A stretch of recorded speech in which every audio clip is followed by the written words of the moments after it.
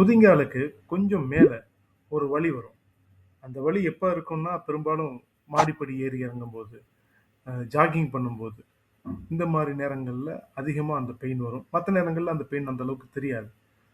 சில சமயத்துல ரொம்ப வேகமா நடக்கும்போது கூட இந்த பெயின் இருக்கும். இது வந்து இந்த பெயின் எதனால வருதுன்னா, நம்ம குதிங்காலுக்கு கொஞ்சம் மேல அக்கில்லீஸ் டெண்டான்னு ஒரு டெண்டான் இருக்கு. ஒரு தசை நார். அந்த டெண்டான் தான் நம்ம உடம்போட ரொம்ப ஸ்ட்ராங்கஸ்ட் அண்ட் லாங்கஸ்ட் டெண்டான். அந்த டெண்டான்ல ஏற்பட்டிருக்கக்கூடிய ஒரு இன்ஃப்ளமேஷன். அதனால வரக்கூடியது தான் இந்த பெயின். இதுக்கு பேரு அக்கில்லீஸ் டெண்டனைட்டிஸ்ன்னு சொல்லுவாங்க. இது யாருக்கு பெரும்பாலும் வரும்னு பார்த்தீங்கன்னா, ரொம்ப நேரம் நின்னு வேலை பார்க்குறவங்க, ஓவர் வெயிட், அப்புறம் ஃப்ளாட் ஃபுட்.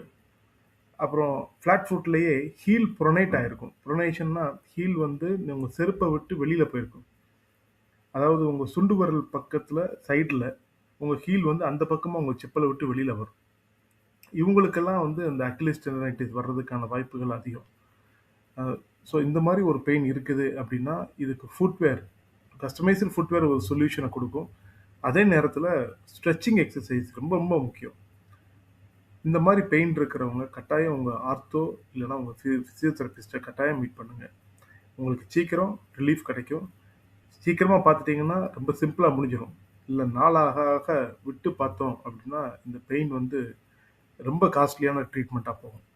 ஸோ உங்களுக்கு இந்த இன்ஃபர்மேஷன் ரொம்ப யூஸ்ஃபுல்லா இருந்துச்சுன்னா, யூஸ்ஃபுல்னு கமெண்ட் பண்ணுங்க.